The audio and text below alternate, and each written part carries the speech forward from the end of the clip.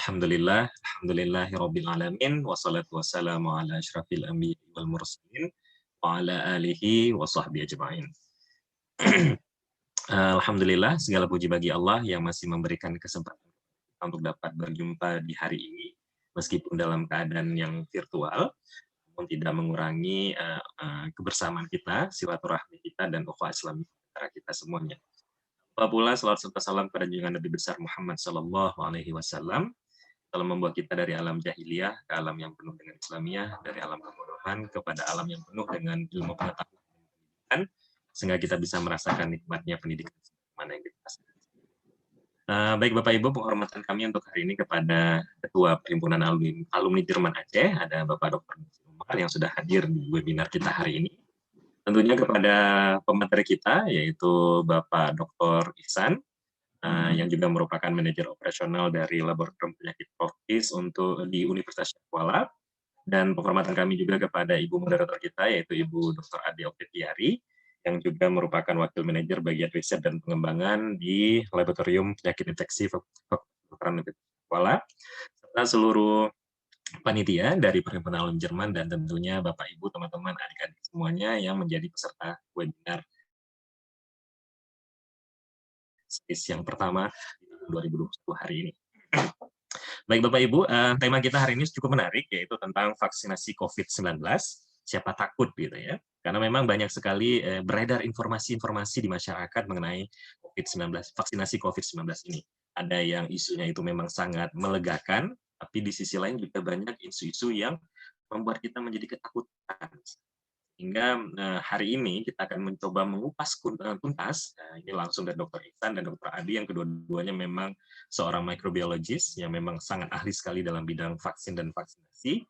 Kita akan coba untuk menelusuri sejauh mana sebenarnya fakta-fakta tentang vaksinasi COVID-19 yang menjadi hal yang memang sedang diperlakukan saat ini.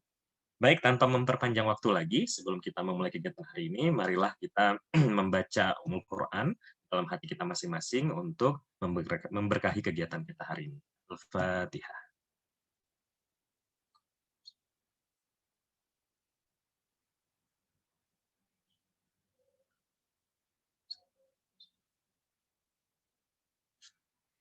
Amin, amin ya Rabbal alamin. Baik Bapak Ibu, sebelum saya menyerahkan kepada Ibu moderator kita hari ini, saya ingin memperkenalkan sedikit tentang short CV-nya Ibu kita hari ini, Ibu moderator, yaitu Ibu Dr.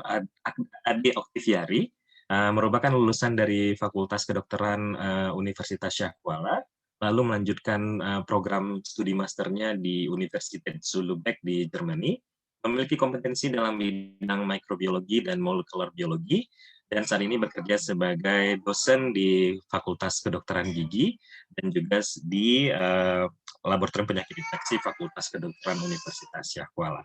Baik, langsung kita berikan kepada Dr. Ade. Selamat pagi, Bu Dokter. Assalamualaikum.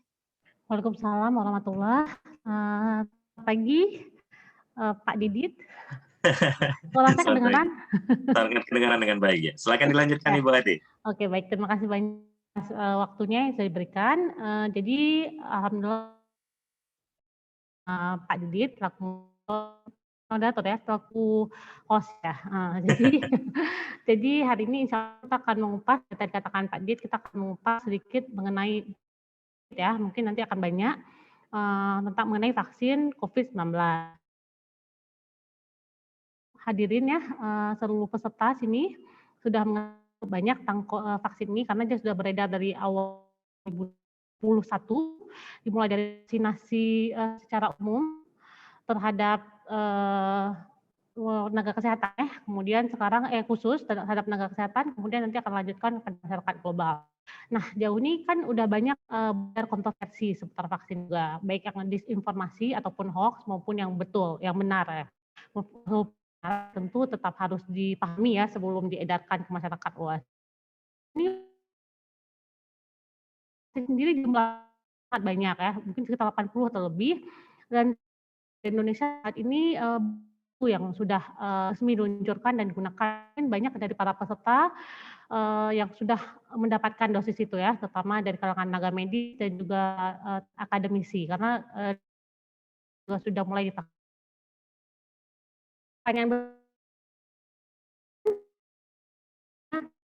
pertanyaan khusus utama merupakan keamanan, kemudian apa vaksin, karena kan kebanyakan orang sangat concern terhadap hal itu, tapi tetap terkena COVID. Dan kemudian satu lagi mengenai masa kehalalan. Akan fokus ataupun concern dari kita semua. Baik, jadi mari mungkin sebelumnya kita akan membacakan CV. Saya akan bacakan CV pemateri kita. Mungkin boleh tolong Pak Didit. Ya, gimana Bu Ade? Mungkin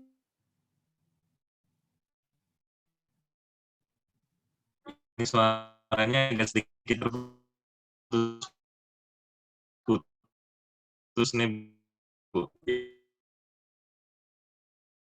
Jadi saya dengar kadang-kadang saya oh itu. bagaimana ya,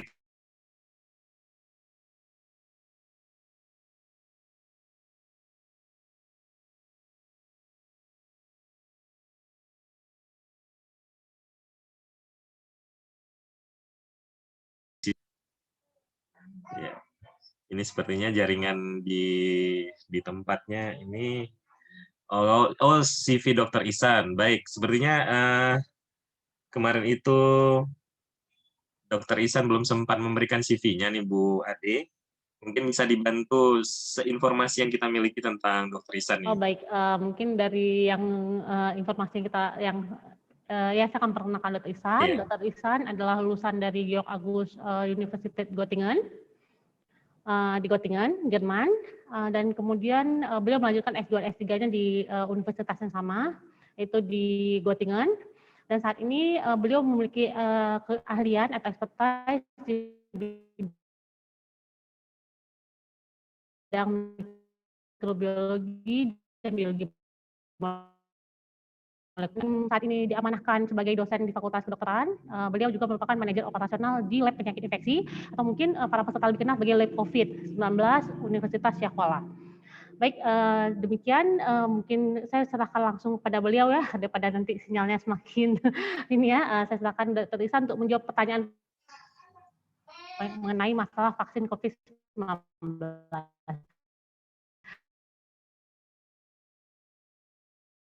Silakan.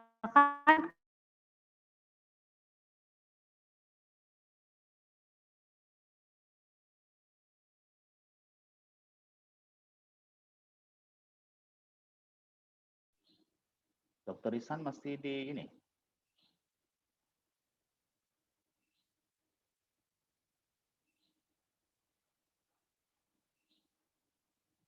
Apakah Dr. Ihsan sudah hadir? Sudah.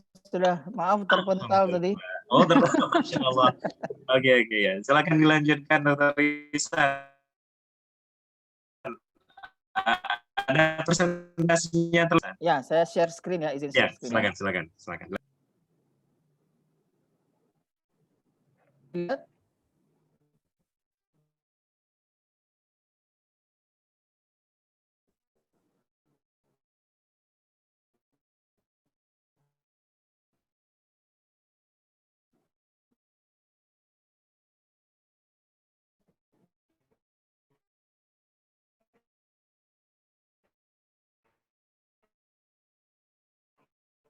Baik, bismillahirrahmanirrahim. Assalamualaikum warahmatullahi wabarakatuh. Waalaikumsalam. Alhamdulillahirabbil alamin wassalatu wassalamu ala asrafil anbiya wal mursalin wa ala alihi wa ashabihi ajmain. Segala puji bagi Allah, salawat dan salam bagi Rasulullah Muhammad SAW. Terima kasih kepada Dr. Muksin sebagai ketua PAJ yang baru memberikan sama-sama bersama seluruh tim Perhimpunan Alumni Jerman untuk memberikan edukasi kepada masyarakat, terutama terkait dengan informasi mengenai vaksin yang sedang maraknya beredar berbagai macam informasi di media sosial maupun media mainstream lainnya. Kemudian juga kepada Dinaro dan Adi yang sudah memperkenalkan dan menjadi dan juga host acara ini. Mudah-mudahan dan bisa kita sampaikan kepada rekan-rekan dan masyarakat lain di sekitar. Nah, terus terang berbicara masalah vaksin, maka kita berbicara tentang penanganan penyakit sepanjang masa. Jadi bukan hanya berbicara tentang COVID-19 saja, tapi juga berbicara tentang segala macam penyakit menular lainnya yang sekarang terjadi maupun yang akan terjadi di. Nah, pada kesempatan ini saya mencoba menyajikan dengan bahasa yang awam, walaupun slide-nya itu tidak awam ya. Mudah-mudahan bisa dimengerti oleh kita semua. Pertama, yang harus kita pahami adalah sebenarnya bagaimana cara seseorang itu bisa dilindungi daripada sebuah penyakit yang berbahaya. Sebelum dikenal adanya vaksin ini, kita hanya rely on antibiotik ya. Jadi hanya mengandalkan kekuatan daripada antibiotik. Jadi istilahnya menyelesaikan masalah yang sudah timbul. Nah, kemudian ketika teknologi vaksinasi ini muncul ya, itu kita sudah berpikir bagaimana membentuk resiliensi ya, ketahanan masyarakat sebelum mereka terkena satu penyakit. Nah, jadi kalau ditanya secara awam apa itu vaksinasi, sebenarnya adalah cara yang sederhana, kemudian cara yang simple, yang safe ya, yang aman untuk melindungi seseorang dari terinfeksi suatu penyakit. Nah, jadi nanti kita harus bedakan seseorang itu menjadi sakit atau seseorang itu terpapar penyakit ya. Jadi vaksin itu tidak melindungi seseorang itu terpapar penyakit atau mikroorganisme tertentu, tidak. Tapi dia melindungi orang itu kalau dia terpapar jangan sampai dia jadi sakit. Nah, gitu ya. Jadi itu satu hal yang berbeda. Jadi seseorang itu walaupun dia sudah divaksin, dia bisa kena kuman virus kah, bakteri kah yang bisa menyerang dia. Tetapi dia tidak akan jatuh menjadi sakit. Nah, itu bedanya. Nah, jadi kalau kata WHO ya, baru dia bilang nih, dia ngomong di website dia, vaksin don't disease. Jadi vaksin itu tidak membuat orang jadi sakit. Jadi dia mengandung virus atau bakteri yang sudah dibunuh atau sudah dilemahkan sehingga dia tidak mampu membuat orang itu sakit atau muncul gejala. Nah, jadi karena banyak pertanyaan nih, kalau udah disuntik jangan-jangan dari negatif saya jadi positif nanti. Nah, itu kan orang jadi takut ya. Dan wajar, ketakutan itu wajar. Nanti saya akan tunjukkan di sebuah slide dan bagaimana skeptisisme, ketidakpercayaan terhadap vaksin itu menggejala di berbagai belahan dunia, bukan hanya di negara kita saja. Berikut bagaimana vaksin itu bekerja. Ya, ini kita ngomong vaksin secara general ya. Vaksin itu mengurangi risiko seseorang itu menjadi sakit seperti saya sebutkan tadi. Jadi ketika kita divaksin, itu kita risiko untuk terkena penyakit itu akan menurun, bukan tidak ada sama sekali, tapi akan jauh menurun. Nah, bagaimana cara kerja vaksin? Secara sederhana, Bapak Ibu sekalian, adik-adik sekalian, itu ada 3 step dia, ada 3 langkah. Ya. Yang pertama, ketika kita disuntik dengan vaksin tertentu, misalnya COVID-19 sekarang yang sedang kita jalani, maka tubuh kita itu akan mengenali dulu ya, apapun jenis vaksinnya. Nanti saya akan paparkan jenis-jenis vaksin COVID-19 yang sekarang beredar ya. Apapun jenis vaksinnya, maka dia akan mengenali dulu. Jadi tubuh kita, sel tubuh kita itu akan mengenali vaksin yang dimasukkan ke dalam tubuh kita. Kemudian sel tubuh kita itu akan memproduksi antibodi. Ya, dia akan memproduksi antibodi. Setelah antibodi itu cukup, maka sel memori, jadi di dalam tubuh kita itu ada sel yang bernama sel memori yang akan mengingat. Ya, jadi ketika ada tubuh kita sama dengan jenis yang disuntikkan itu, maka dia, nah, jadi ketika si X ini masuk lagi, maka dia sudah siap. Nah, jadi itu. Oleh karena itu ada jeda Bapak Ibu sekalian, ada jeda antara disuntik dan terkena penyakit itu kapan menjadi kebal. Nanti saya akan jelaskan. Jadi jangan ketika sudah disuntik berarti langsung hari itu atau besoknya itu menjadi kebal terhadap penyakit, tidak. Tubuh kita itu butuh waktu untuk mengenali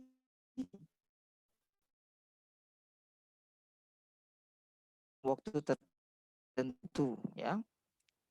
Nah, kemudian berikutnya secara sederhana ada beberapa jenis vaksin. Nah, vaksin itu ternyata terbagi-bagi lagi ke dalam jenis-jenisnya. Nah, pertama misalnya inactivated vaksin, vaksin yang di kumannya itu diinaktivasi, ya, dibunuh dia, sehingga proteinnya kan masih ada di dalam virus atau bakteri yang dibunuh itu. Nah, itulah yang disuntikkan. Nah, ada lagi live attenuated vaksin, itu dia nggak dibunuh tapi dilemahkan. Ya, ada contoh-contoh vaksinnya di sini. Ya, dia dilemahkan. Nah, kalau kita bicara Sinovac, saya yakin beberapa di antara kita sudah disuntik Sinovac karena itu yang sudah beredar di tanah air, menyusul mungkin AstraZeneca sekarang. Itu adalah jenis yang pertama, jenis inactivated vaksin. Dia sudah diinaktivasikan. Ya. Kemudian ada lagi di bagian bawah itu messenger RNA vaksin atau mRNA vaksin. Nah, ini lebih rumit lagi. Proses pembuatannya itu juga lebih rumit. Nanti saya akan jelaskan apa bedanya di depan. Ya. Karena memang masing-masing merek itu punya keunggulan dan kekurangan masing-masing. Karena jenisnya itu pun beda, ya. Atau Moderna misalnya itu juga jenis mRNA vaksin, ya. Nanti saya akan jelaskan di depan lebih lanjut. Kemudian ada lagi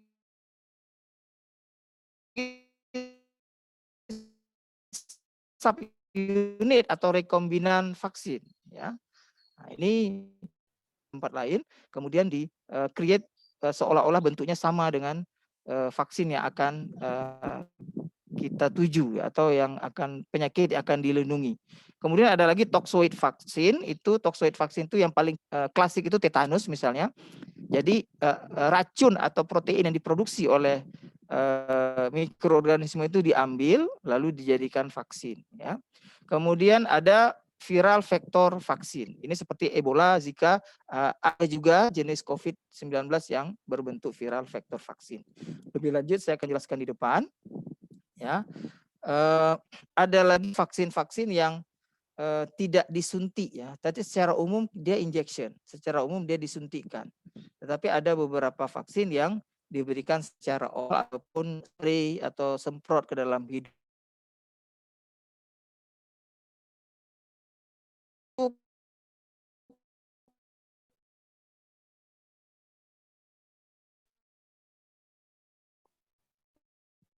Vaksin COVID-19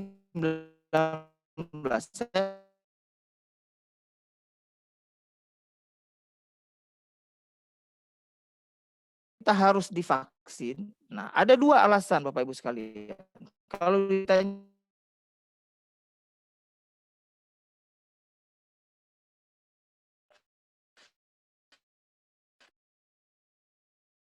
memangnya untuk apa? Karena vaksin ini agak berat aplikasi mual, bahkan ada yang sampai muntah misalnya, maka orang akan takut untuk divaksin. Nah, sebenarnya ada dua alasan yang paling utama kenapa kita harus divaksin, terutama untuk COVID-19 yang pandeminya sedang ongoing sekarang.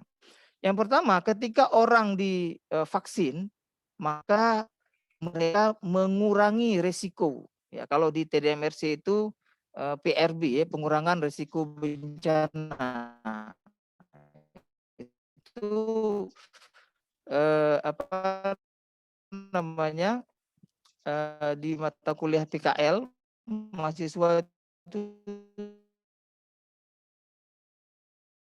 Nah, jadi hazardnya itu adalah SARS-CoV-2 tadi ya.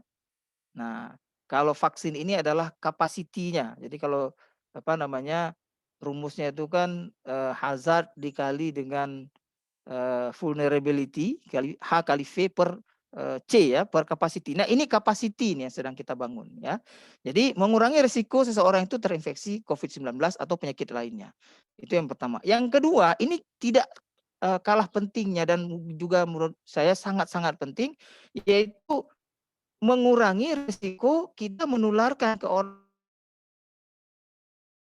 COVID-19. Ketika dia mengenai orang muda seperti kita, maka resiko untuk menjadi parah itu sangat kecil karena kita tanpa komorbid, kita umurnya masih muda, tidak ada penyakit imunosupresan misalnya. Jadi kita aman gitu, paling demam, flu beberapa hari, tidak enak makan, lemas, kemudian sembuh. Tetapi kalau dia mengena orang yang kita cintai, misalnya orang tua di rumah, nenek, atau kita pergi sholat ke masjid, ada imam menasah di situ yang sudah lanjut usia, dengan diabetes, dengan tuberkulosis, dengan penyakit jantung, maka itu akan menjadi sangat berbahaya. Jadi yang kedua, setelah mengurangi risiko diri kita sendiri, adalah mengurangi risiko kita menularkan kepada orang lain. Jadi dua hal ini yang membuat seluruh dunia melakukan vaksinasi saat ini, supaya dua hal ini, yaitu mengurangi risiko terinfeksi dan mengurangi risiko menularkan, itu bisa terjadi. Inilah yang nanti akan dimaksud dengan herd immunity atau imunitas kelompok. Kalau imunitas kelompok itu sudah terbentuk, maka pandemi ini berakhir. Ya. Nah, kemudian ada hal juga yang perlu kita pahami. Orang bertanya, mengapa vaksin COVID ini begitu cepat selesai? Untuk memproduksi satu jenis vaksin itu bisa paling sedikit itu 3 tahun, 5 tahun ya. Tapi vaksin COVID ini sangat cepat ya. Nah, ini saya coba sampaikan beda antara klasik vaksin atau vaksin yang klasik yang umum itu yang tanpa ada pandeminya dengan vaksin COVID-19 ya. Nah, dilihat preclinical state itu immediately dia. Ya. Kalau yang klasik vaksin itu bisa 18 sampai 30 bulan lamanya. Ya. Kemudian fase 1 ya. Clinical trial fase 1 itu kalau pada vaksin klasik itu bisa 30 bulan. Ya. Kalau pada vaksin COVID ini hanya 6 bulan. Nah, jadi beda ya. Nanti kenapa bedanya nanti saya jelaskan. Kemudian juga fase-fase berikutnya. Bahkan kalau untuk approval dan manufacture-nya itu bisa 1 tahun sampai 2 tahun kalau vaksin pada umumnya. Tapi vaksin COVID-19 ini itu hanya 6 bulan selesai gitu. Nah, kita lihat fase-fase pembuatan vaksin ya. Jadi vaksin itu yang paling utama dia oleh masyarakat, pertama keamanan ya, safe atau tidak. Itu yang paling utama ditanya apa-apa enggak setelah disuntik ini. Jadi yang pertama itu safe. Yang kedua, efikasi, efektif apa enggak? Jangan-jangan setelah disuntik sama saja. Saya tetap terinfeksi, saya menularkan ke orang lain, saya tetap sakit. Nah, jadi efektif apa tidak? Berapa persen efikasinya? Nanti saya akan jelaskan efikasi dari masing-masing merek vaksin COVID-19 sudah beredar. Jadi sampai saya bilang kalau saya boleh milih, saya milih yang ini. Gitu. Kenapa? Karena efikasinya lebih tinggi misalnya. Jadi ada fase-fase yang dilalui yang begitu untuk vaksin ini bisa beredar. Ini terkait dengan masalah keamanan. Jadi dua hal tadi, safe, yang kemudian yang kedua efektif ya. Nah, di negara kita, di negara-negara muslim ya, itu ada yang ketiga, halal atau tidak, ya kan? Jadi di negara barat tidak ada poin ketiga nih, tapi di negara kita dan di negara-negara yang mayoritas muslim, mereka ada pertanyaan ketiga setelah aman atau tidak, efektif atau tidak, kemudian yang ketiga halal atau tidak. Nah, ini juga menjadi hal yang penting bagi masyarakat kita.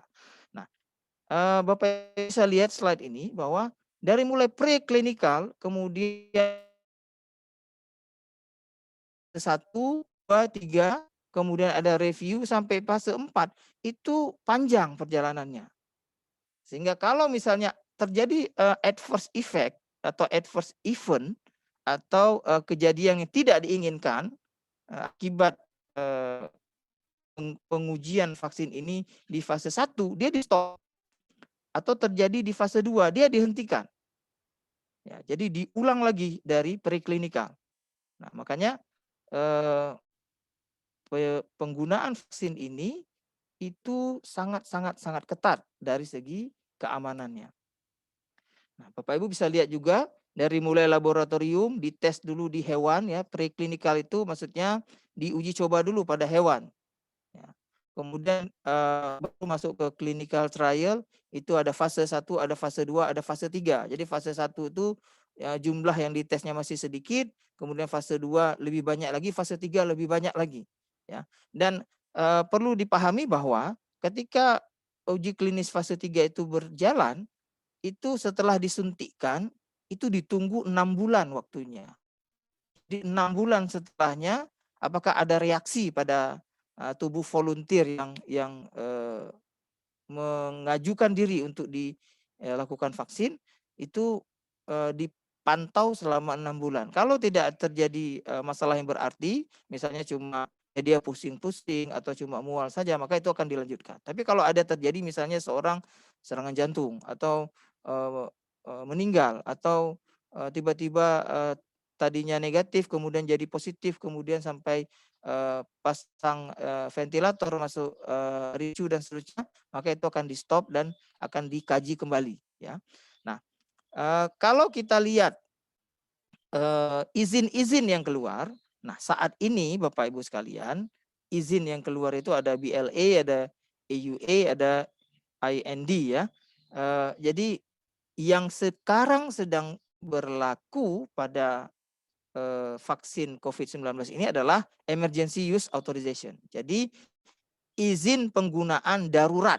Nah, inilah yang menjawab slide yang sebelumnya tadi. Nah, Bapak Ibu tanya, kenapa COVID-19 kok terkesan dipaksakan? Kenapa tiba-tiba kok udah jadi vaksinnya? Sedangkan vaksin lain itu membutuhkan waktu 3 sampai 5 tahun. Nah, jawabannya adalah ini.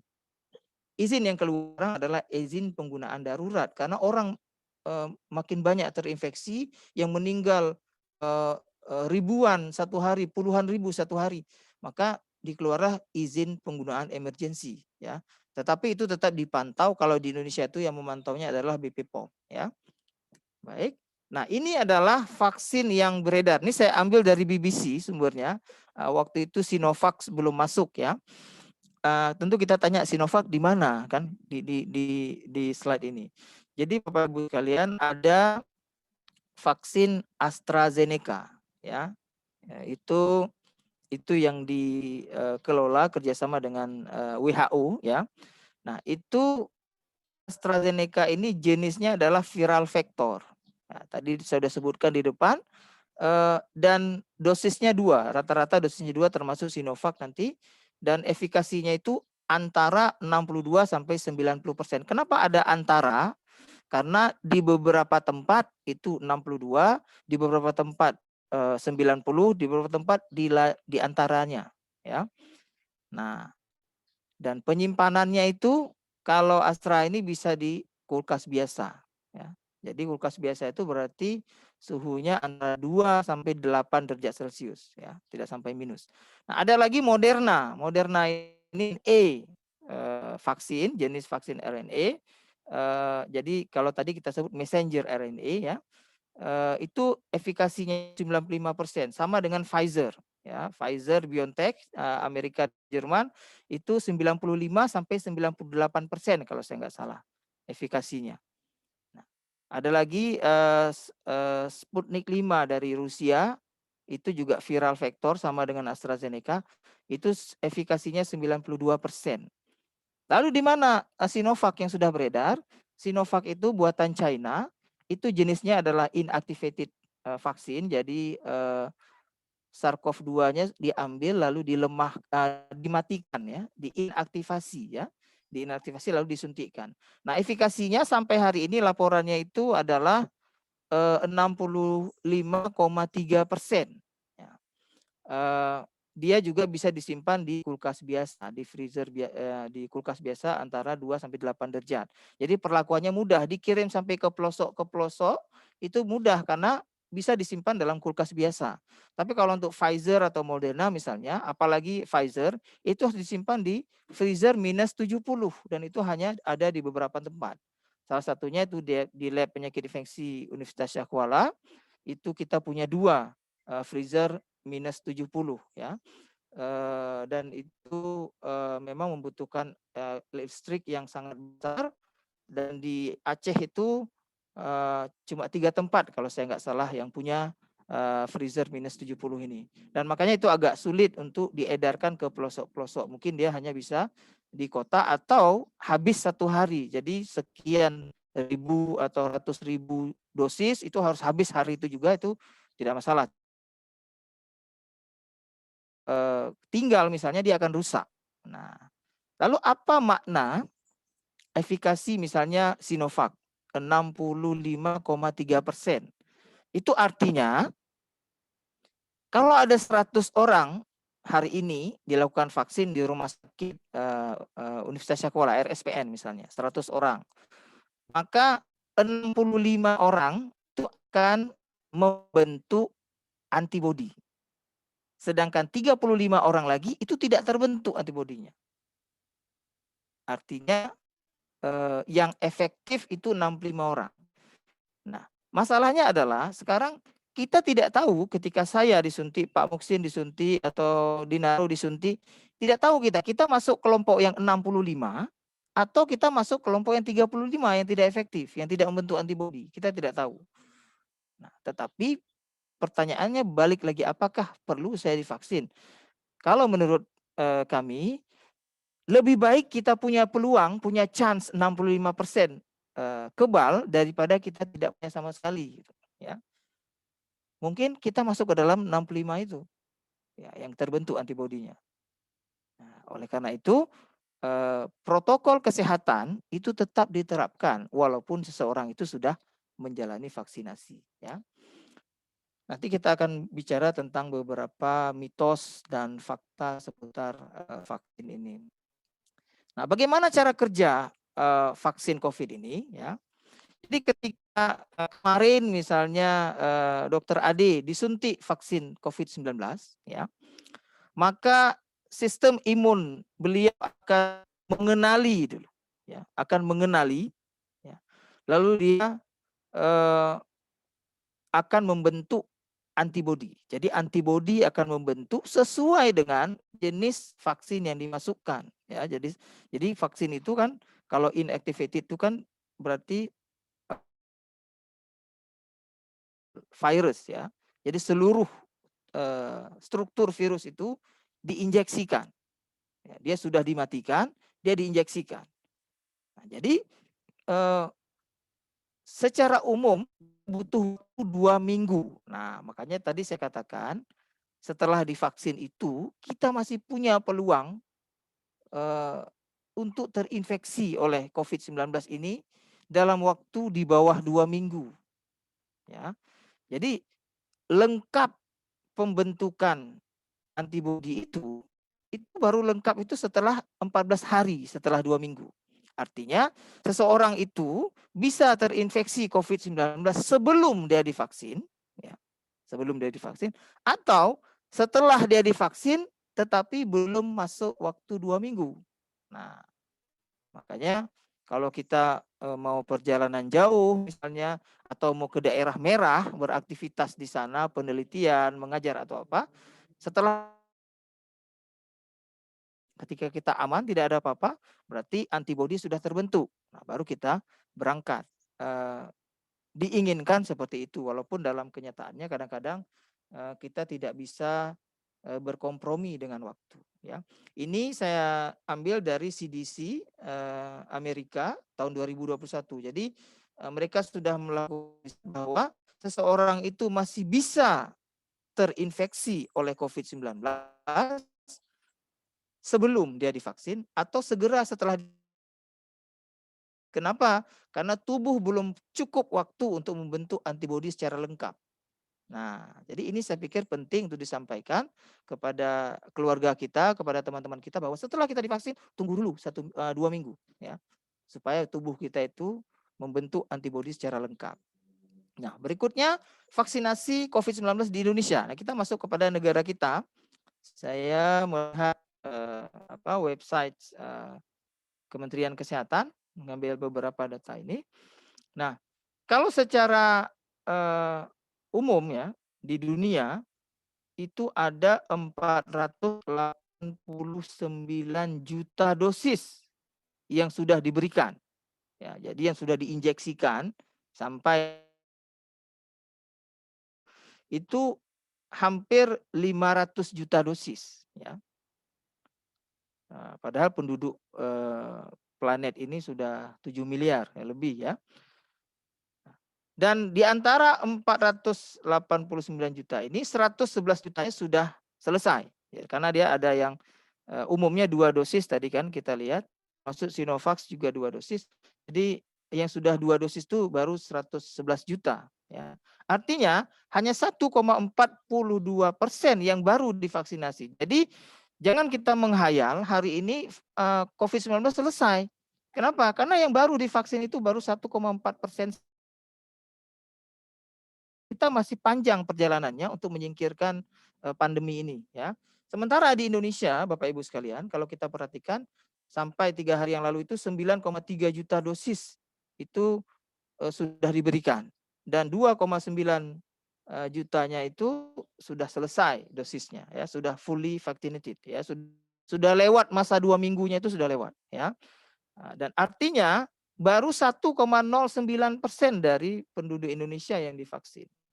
Makanya kalau kita mau 2 hal tadi terjadi, kita terkurangi resiko infeksi dan terkurangi resiko menularkan ke orang lain, maka kita harus 0,09% ini. Jadi itu program yang dilaksanakan oleh pemerintah Indonesia sampai hari Rabu kemarin, ya. Nah, ini Pak Menteri ya, Pak Budi Gunadi Sadikin itu sudah jauh-jauh hari menyatakan bahwa ada 181,5 juta warga Indonesia yang umurnya itu di atas 18 tahun, ya, yang jadi target.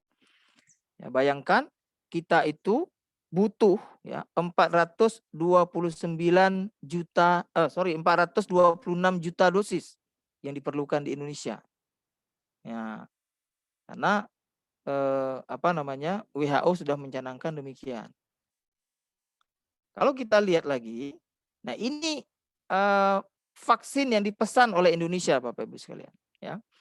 Jadi vaksin yang dipesan oleh negara kita itu ada Sinovac yang sudah datang sebagian, ya, sebagian lagi belum. Karena kita bicara ini jutaan dosis, ya, kita bicara uang triliunan, ya. Inilah yang sudah diteken kontraknya oleh pemerintah Indonesia, termasuk dengan Novavax, dengan AstraZeneca, dengan Pfizer, ya. Ada yang 125 juta, ada yang 130 juta dosis, ada yang 100 juta dan seterusnya.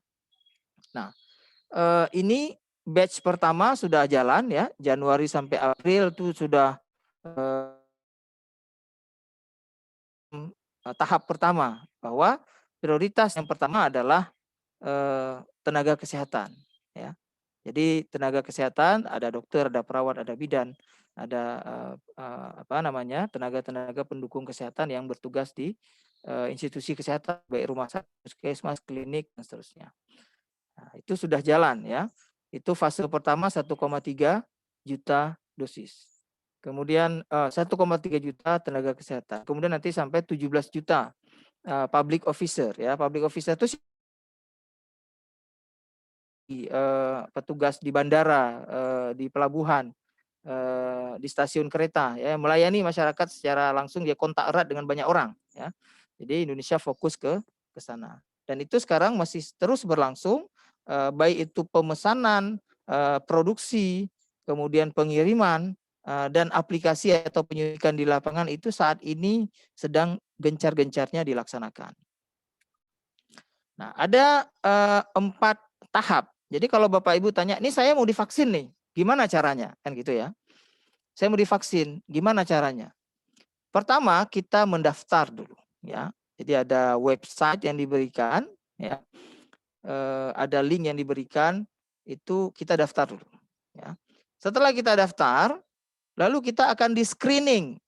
Jadi tidak semua yang mendaftar itu boleh divaksin. Ya, tidak, nanti saya akan tunjuk setelah ini screeningnya. Tidak semua yang mendaftar itu boleh divaksin. Ada yang mendaftar, kemudian satu, dia boleh divaksin. Dua, dia harus ditunda vaksinasinya. Oh, ini harus ditunda karena sebab tertentu. Ketiga, dia dibatalkan vaksinnya karena tidak boleh divaksin, ya, karena membahayakan individu yang bersangkutan, ya. Jadi perlu adanya screening dulu. Setelah itu baru diinjeksi, ya, disuntik. Nah, Pak Muksi itu sudah disuntik, ya. Jadi setelah disuntik pasti nggak boleh pulang dulu, ya. Disuruh tunggu 30 menit. Untuk apa? Kenapa kok bisa muncul angka 30 menit ini, ya? Kenapa nggak tunggu 1 hari misalnya, atau 1 jam misalnya, atau setengah hari misalnya? Karena respon emergency atau immediate response yang tidak diinginkan dari vaksin itu umumnya terjadi dalam waktu 30 menit, ya. Jadi kalau terjadi hal-hal yang tidak diinginkan, ya, yang menyebabkan pasien itu terancam, itu terjadi dalam 30 menit. Tetapi Bapak Ibu sekalian, itu tidak terjadi. Ini hanya antisipasi, ya, supaya kalau ada terjadi sesuatu, dia masih berada di rumah sakit atau di institusi kesehatan, atau berada di dekat petugas kesehatan, ya, sehingga bisa segera diantisipasi. Makanya 3 menit tunggu dulu, setelah 30 menit tidak ada gejala apa-apa, baru dibenarkan pulang. Biasanya begitu. Nah, itu adalah tahapan-tahapan kalau kita mau divaksin. Nah, ini adalah screeningnya Bapak Ibu sekalian. Ini sebenarnya ada 18, ya, tapi saya rangkum aja menjadi beberapa. Pertama, tidak ada sejarah penyakit kronik, ya. Penyakit kronik itu apa saja? Misalnya dia penyakit ginjal kronik, penyakit jantung,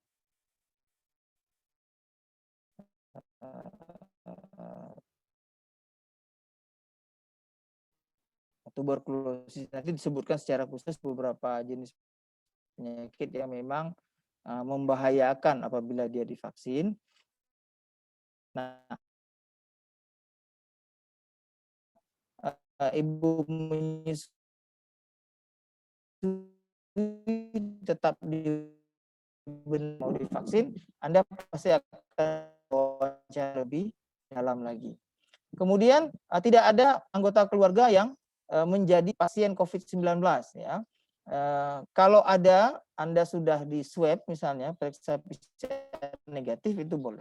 Karena most likely satu, ya. Jadi kalau ada abang atau adik atau istri atau suami atau keluarga yang positif, kemudian anggota keluarga Anda misalnya tidak dites real time PCR-nya, maka Anda dianggap itu sudah tertular karena kontak erat. Tetapi kalau Anda dites, dibuktikan, karena banyak juga kejadian suami istri, bahkan antara ibu dan anak yang sedang disusuinya, itu tidak tertular. Nah, jadi poin tertular itu, asumsi kita adalah kontak erat. Tetapi kontak erat itu, oh, dia pasti akan tertular. Karena kita berbicara pada level DNA, ya. Susceptibilitas sel terhadap virus itu beda-beda antara satu individu dengan individu lain. Susceptibilitas itu daya keterimaan, ya. Satu sel terhadap mikroorganisme tertentu, terhadap protein lain. Itu beda-beda antara satu orang dengan orang lain. Terbukti itu memeriksa seorang itu ada yang dia positif, kemudian dia balik 2 minggu kemudian sudah negatif. Padahal viral loadnya tinggi. Tapi ada orang lain dengan viral loadnya sedang sejumlah virus saja, tapi dia sampai kedua, ketiga, keempat, bahkan sampai ke-6 di lab Unsiah itu ada sampai ke-6 kali dia masih positif. Ya. Itu saya ingat sekali karena jarang terjadi demikian. Itu terjadi pada 2 orang tenaga kesehatan, ya, sejawat, teman sejawat, ya. 2 orang. Jadi sampai periksa ke-6 dia masih positif. Padahal selang 2 minggu, selang seminggu, selang seminggu, selang seminggu, itu dia sampai ke-6 masih positif. Kenapa? Karena sel tubuh dia dengan RNA virus itu punya kecocokan gitu ya. Kalau bahasa awamnya, punya kecocokan gitu. Jadi susceptibility-nya itu baik terhadap virus itu. Sehingga dia mudah susah lepasnya gitu ya. Nah, jadi antibodinya itu tidak mampu menekan jumlah replikasi virus dengan baik. Tapi ada juga orang datang kedua, dia sudah negatif. Kenapa? Karena antibodinya itu bekerja dengan baik, susceptibilitas selnya terhadap protein virus juga buruk. Jadi dia tidak mudah menjadi negatif kembali. Nah, makanya kita harus perhatikan. Kemudian tidak sedang demam. Ya, kalau orang datang, Anda datang hari ini ke rumah sakit atau di mana fasilitas yang menyediakan vaksinasi COVID-19 ini, Anda datang dengan suhu di atas 37,5, maka akan disuruh postpone dulu. Ya, akan disuruh tunda dulu. Jadi kalau sebelum datang, bagusnya temanya dulu di rumah. Ya. Tes temperatur badannya berapa. Kalau 38 misalnya, itu nggak usah datang dulu. Tunggu hilang dulu demamnya, nanti baru datang. Kemudian orang dengan diabetes tipe 2 ya. Orang dengan diabetes itu juga biasanya tidak divaksin ya. Karena dia ditakutkan tubuhnya bukannya membentuk antibodi, malah nanti bisa mengakibatkan penyakit pada tubuhnya ya. Kemudian orang-orang dengan penyakit paru-paru ya. Misalnya asma ya. Jadi beberapa waktu lalu di satu puskesmas, saya tidak sebutkan puskesmasnya, di Banda Aceh itu dia setelah diinjeksi tiba-tiba dia pingsan. Ya, jadi setelah divaksin dia pingsan. Terus kami kan sebagai tenaga kesehatan terkejut, loh ada apa nih? Kok bisa setelah divaksin pingsan? Akhirnya masuk ke ICU. Sampai masuk ke ICU, bayangkan. Ternyata setelah diperiksa oleh dokter spesialis di sana, dia punya asma. Ya. Dia punya asma. Padahal dia tenaga kesehatan, dia tidak tahu bahwa dia punya asma karena memang mungkin tidak pernah terjadi serangan atau mungkin ada serangan waktu kecil ya. Setelah dewasa hilang, tidak pernah ada lagi sehingga dia tidak ingat. Atau dia tidak tahu bahwa asma itu tidak boleh divaksin misalnya. Atau dengan COPD. COPD itu penyakit paru menahun ya, penyakit kronis paru ya. Atau tuberkulosis ya, orang dengan tuberkulosis ya, orang TBC itu juga tidak divaksin ya. Nah, kalau divaksin dengan pertimbangan tertentu, misalnya kan dia harus memenuhi banyak syarat-syarat ya. Dia biasanya akan dianamnesa lebih dalam, diperiksa lebih lengkap. Kemudian juga mereka dengan tuberkulosis yang masih menjalani terapi ya. Dia nggak ada gejala lagi, tapi dia masih menjalani terapi. Ya, jadi itu sebaiknya vaksinasi itu diberikan 2 minggu setelah vaksinasi itu diberikan. Nah, sekarang Bapak Ibu, ini yang terakhir masih demam juga ya. Nah, setelah di screening tentu akan ada masyarakat yang diekskludkan dari vaksinasi. Terus bagaimana nasib mereka? Nah, cara kita melindungi mereka-mereka ini yang dia pingin kali divaksin, tapi dia nggak bisa divaksin. Bagaimana kita melindungi mereka? Dengan mengikuti vaksinasi pada diri kita sendiri. Supaya apa? Kita tidak menjadi penular bagi mereka. Nah, jadi makin banyak orang yang divaksin, maka makin terlindungi orang-orang yang tidak boleh divaksin. Dia pingin sekali divaksin, tapi dia tidak boleh divaksin. Untuk melindungi mereka, maka perbanyak jumlah vaksinasi yang dilakukan. Nah, terkait dengan tidak percaya vaksin, Bapak Ibu sekalian, saya sedikit lagi. Banyak orang tidak percaya vaksin, betul, ya. Jadi vaksin skepticism, ya. Jadi tidak dia ragu dengan vaksin ini. Itu tidak terjadi hanya di Indonesia, Bapak Ibu sekalian. Tapi coba lihat di slide ini. Di Nederland misalnya, ya. Di Belanda itu ada 17%, kan negara maju ya. 17 orang yang berpikir bahwa vaksin itu tidak aman. Ya. Artinya kalau dia berpikir vaksin tidak aman, 17% itu dia tidak akan mau divaksin. Ya. Jadi bahkan people who claim they would say no vaksin itu ada 8% di Belanda. Bahkan di Jerman itu ada 23%. Ya. Bayangkan di Jerman itu ada 23% yang orang nggak mau divaksin. Jadi bukan hanya di Indonesia, di mana-mana ada. Ya. Di mana-mana ada. Jadi penolakan terhadap vaksin itu bukan barang baru. Ya. Mereka pertama tidak mendapatkan informasi yang lengkap terkait dengan keamanan vaksin, dengan efikasi atau efektivitas dari vaksin. Kalau di Indonesia mereka tidak mendapat informasi yang lengkap tentang kehalalan vaksin. Ya, jadi di mana-mana. Ketika orang bertanya kepada saya, banyak orang tidak percaya dengan corona, saya katakan itu bukan hal yang baru. Ketika malaria puluhan ribu yang lalu ditemukan, nggak ada orang yang percaya dengan malaria. Masa digigit nyamuk terus orang jadi panas dingin, demam, meninggal. Ya, kena malaria cerebral, kemudian hilang kesadaran, meninggal. Nggak percaya orang dengan malaria. Diduga malaria adalah kutukan Tuhan, ya, kutukan dewa, ya, kutukan pencipta. Ya.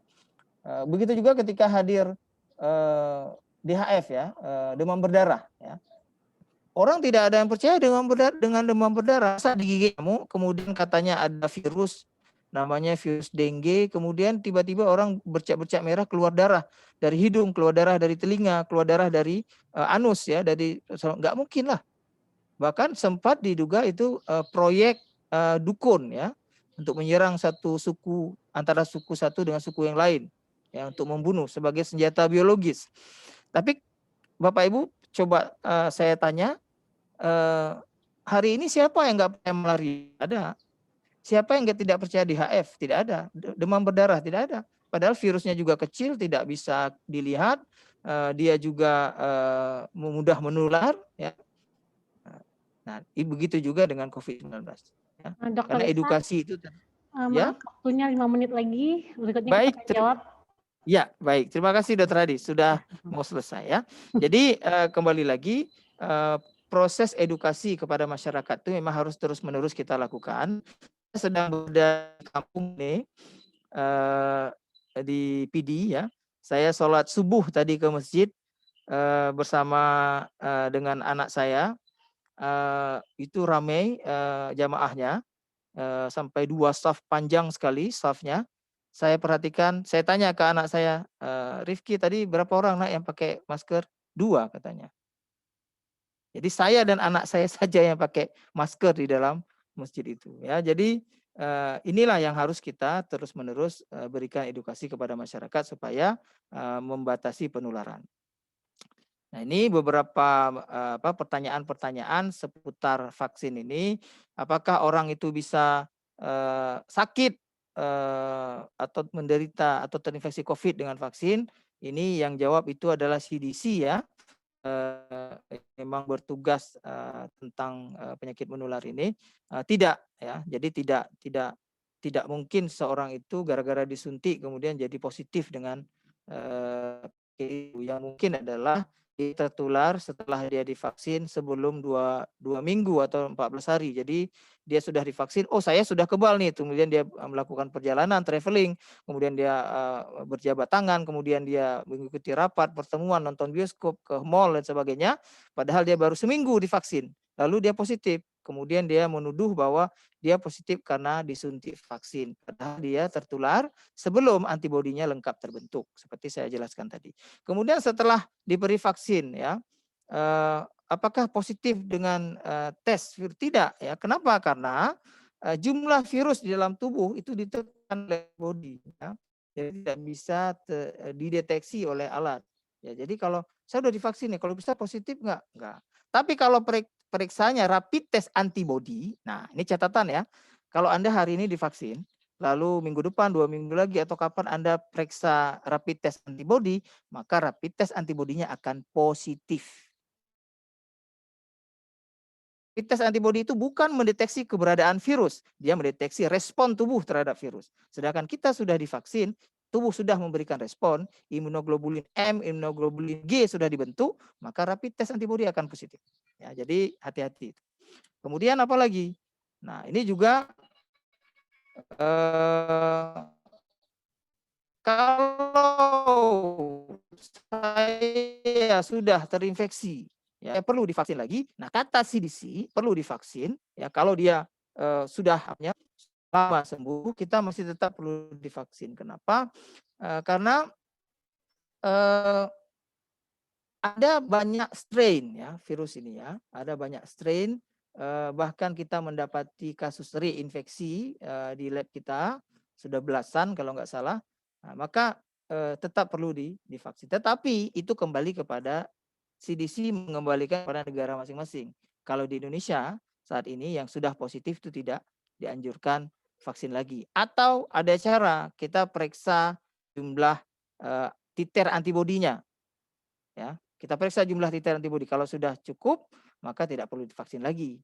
Ya, kalau dia kurang di bawah angka minimal, maka perlu divaksin lagi. Jadi sudah bisa diperiksa secara kuantitatif ya.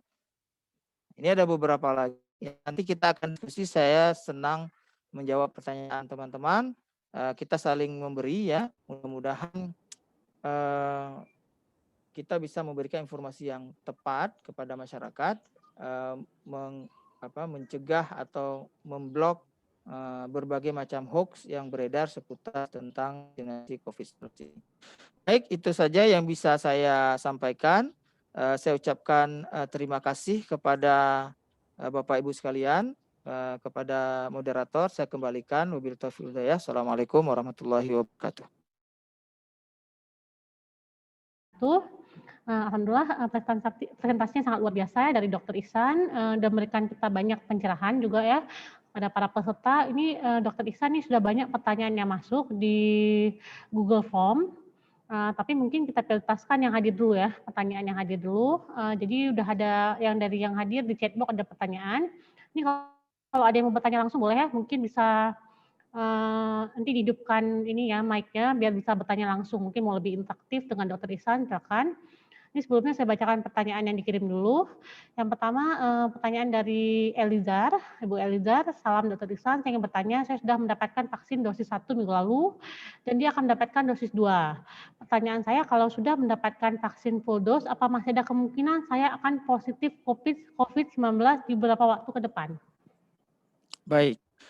Ini bagus sekali pertanyaannya ya. Terima kasih sudah menanyakan hal ini karena ini adalah pertanyaan jutaan orang ya di seluruh dunia sama pertanyaannya Bu, dan ini Ibu bertanya berarti juga menyampaikan informasi penting ini kepada masyarakat. Jadi betul kita sekarang sedang menjalankan vaksinasi COVID-19 terutama yang Sinovac yang sudah beredar.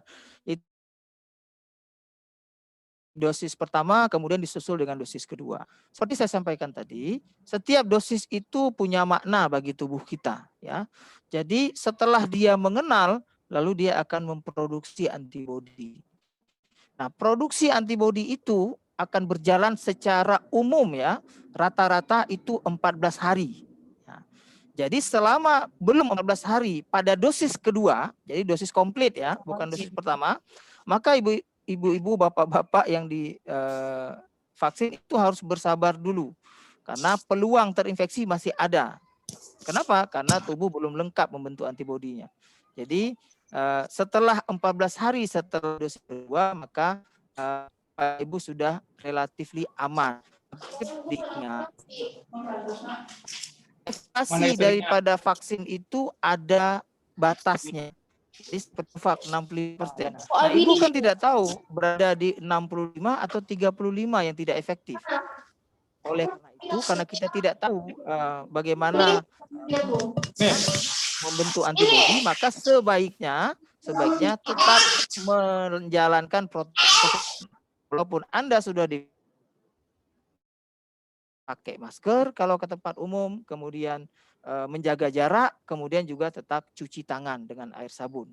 Itu tetap kita lakukan ya, supaya kalaupun kita termasuk ke dalam kelompok yang 35 yang tidak efektif dari Sinovac, misalnya 65% yang efektif, yang terbentuk antibodinya dengan lengkap, tapi yang 35 lagi tidak, maka kita tetap terjaga ya.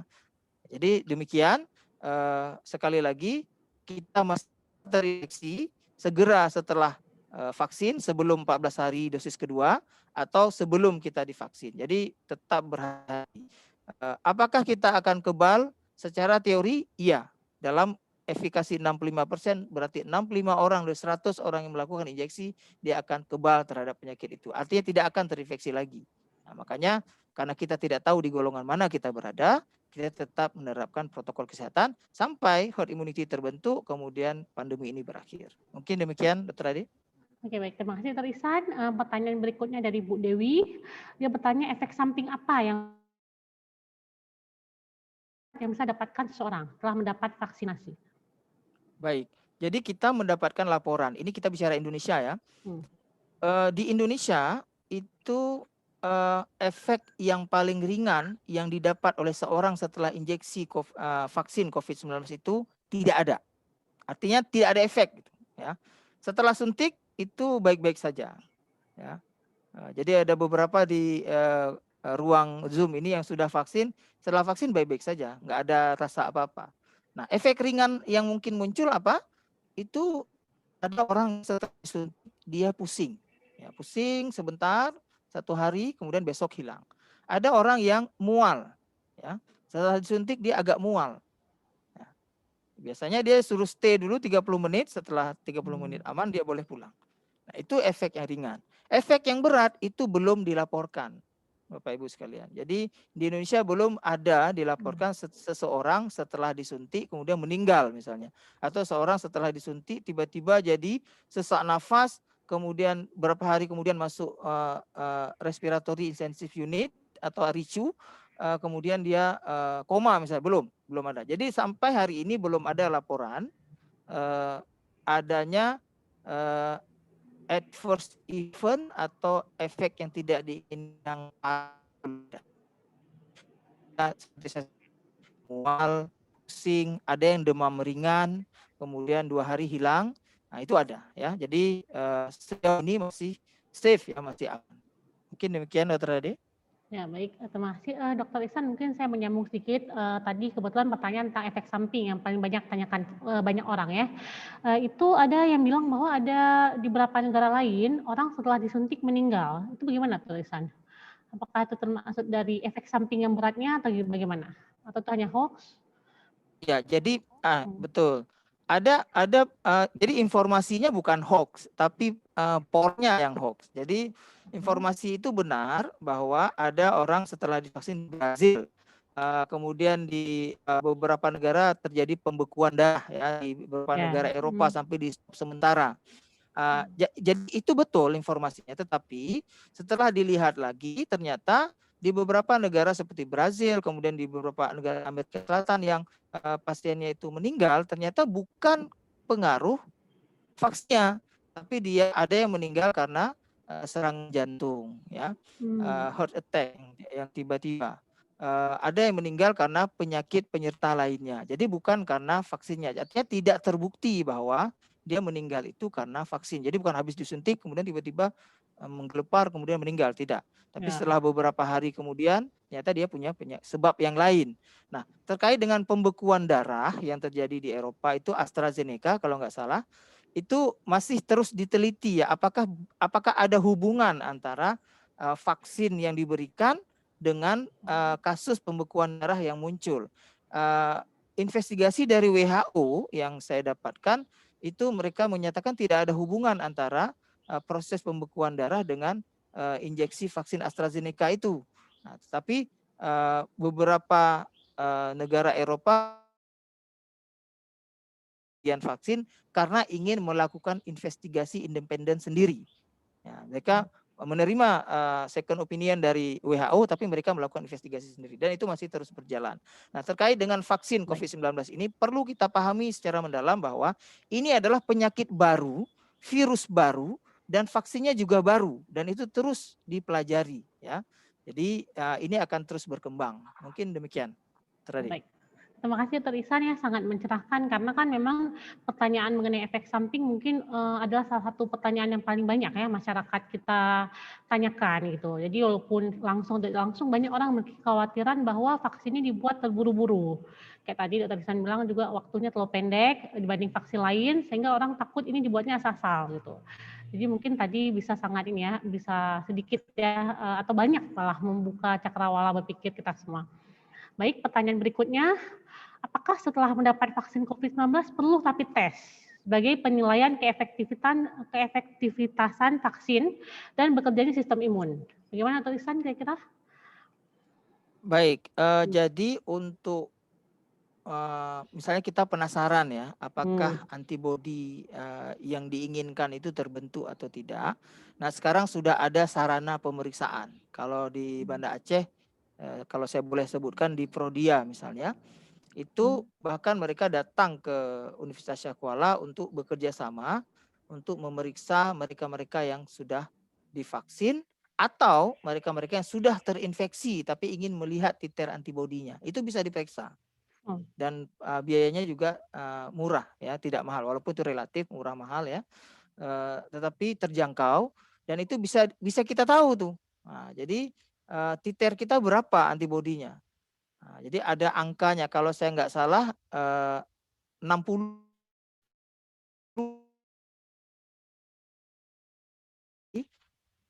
Kita bisa tahu apakah proses vaksinasi yang kita jalankan. Nah, di teman-teman di PAJ juga banyak yang sudah divaksin, di TDMRC juga banyak sudah divaksin. Itu kita bisa cek tuh, apakah kita masuk ke dalam golongan 65% yang efektif atau 35% yang tidak efektif itu. Kita bisa cek titer antibodi yang dibentuk dalam darah kita.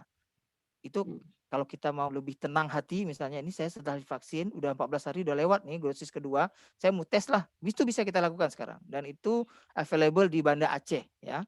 Jadi kita bisa cek berapa titer antibodi saya yang sudah terbentuk. Oh, sudah di atas yang diinginkan. Sudah, artinya dengan bahasa awamnya sudah kebal kita. Kita bisa tahu. Atau masih di bawah. Artinya tubuh kita gagal membentuk antibodi yang cukup untuk COVID-19.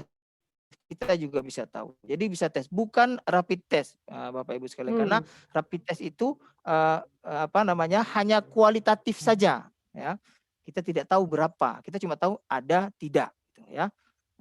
Kalau pemeriksaan titer antibodi itu bisa kuantitatif, kita bisa tahu jumlahnya, sehingga kita bisa tahu ini cukup untuk disebut kebal atau tidak, ya. Mungkin demikian, Dr. Ade. Baik, terima kasih Dr. Ihsan. Kebetulan ada yang nanya, kalau di Prodia tesnya bayar nggak?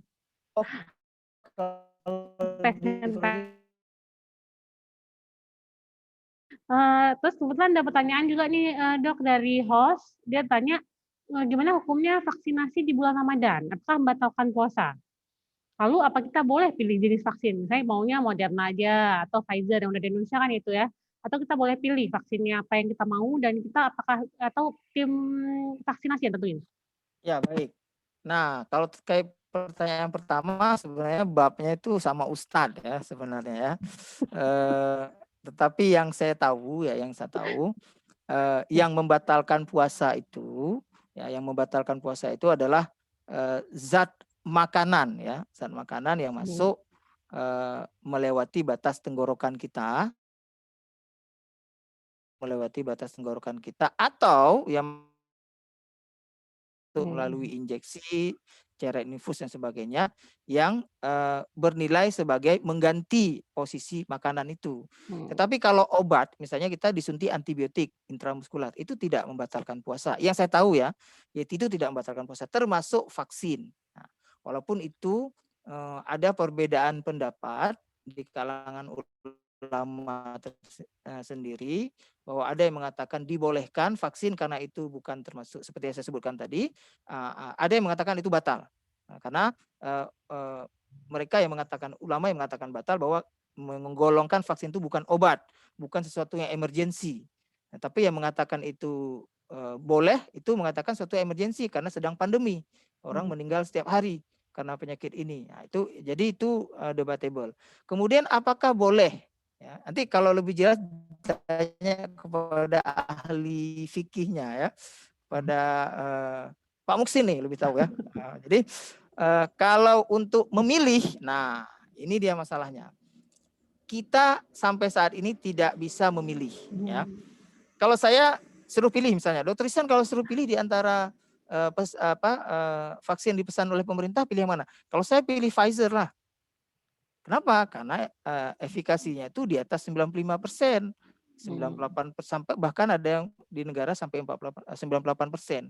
Jadi hanya 2 sampai 5 orang saja yang gagal atau tidak terbentuk antibodinya. 95 orang itu terbentuk ya. Dan dia jenis messenger RNA, dia sistemnya itu mentrain atau melatih sel tubuh kita membentuknya secara bertahap dan lebih komplit ya, lebih long lasting, lebih jangka panjang. Tapi kan kita nggak bisa memilih ini ceritanya. Sekarang adanya Sinovac berarti kita jalani Sinovac. Artinya pertimbangan para ahli bahwa daripada 0%, ya kan, lebih baik 65%, kan gitu.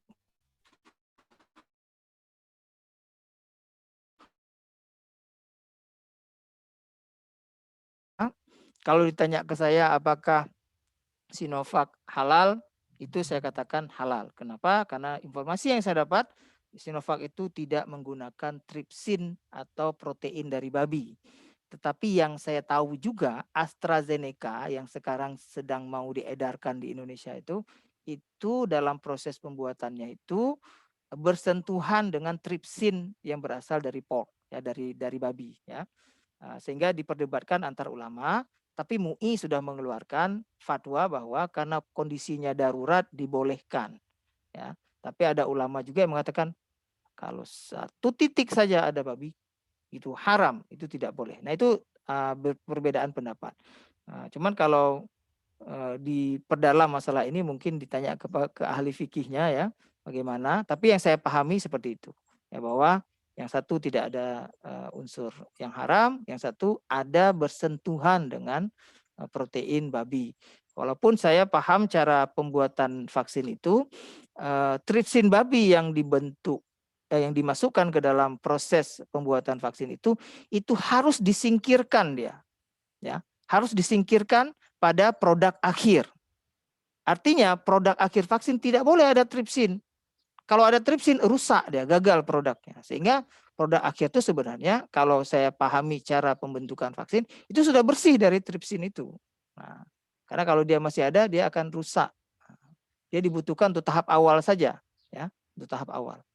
Mungkin demikian Dokter Ade. Ya baik, Dokter Ihsan kebetulan ada pertanyaan yang berhubungan dengan tadi kan ada bahas mengenai pertanyaannya gini, adakah vaksin yang benar vaksin COVID itu terbuat dari bayi yang diaborsi dan ginjal kera? Ya, benar ini. Baik. Ya, apakah benar vaksin itu terbuat dari bayi yang diaborsi? Yang diaborsi atau kera begitu ya? Jadi itu hoax, Ibu. Itu tidak benar. Ya. Tidak ada vaksin dibuat dari bayi manusia atau dari kera, nggak ada itu ya. Jadi dia vaksin itu di-create dari menggunakan mikroorganisme yang bersangkutan. Artinya penyakit apa nih yang mau ditangkal, penyakit apa yang mau diprotek. Nah, jadi dari kuman, apakah itu bakteri atau virus itu ya. Nah, kemudian dia di-create proses denaturasinya dalam proses memecahkan dinding protein lain ya, protein lain. Nah ada di negara-negara barat itu menggunakan protein babi atau tripsin babi, ya.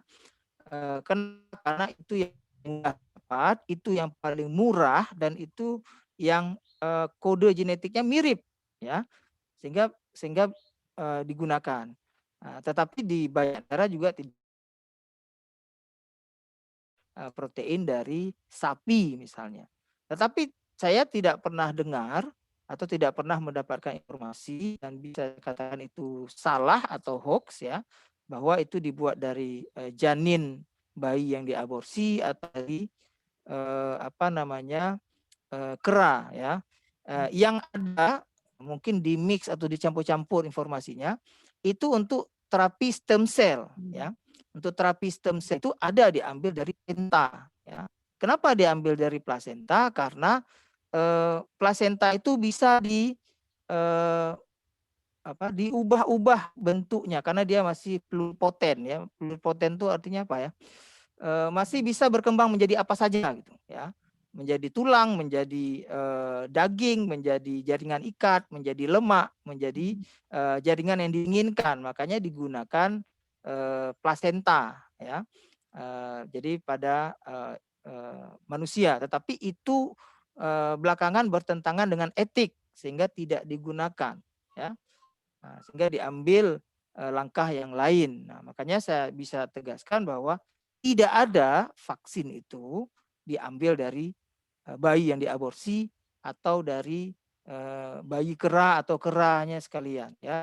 Itu adalah informasi-informasi yang membuat orang takut. Kan kita takut kan, masa saya mau disuntik dengan